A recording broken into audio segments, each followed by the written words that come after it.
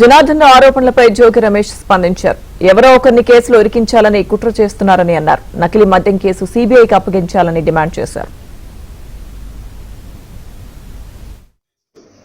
అంటే చంద్రబాబు నాయుడు గుప్పెట్లో ఉన్న ఒక సిట్టు అంటే ఏంటి?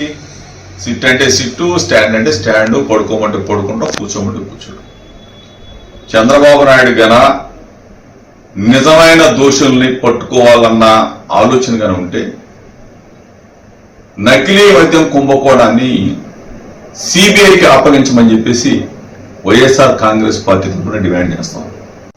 సిట్ వేసావు అంటే చంద్రబాబు నాయుడు గుప్పెట్లో ఉన్న ఒక సిట్టు అంటే ఏంటి?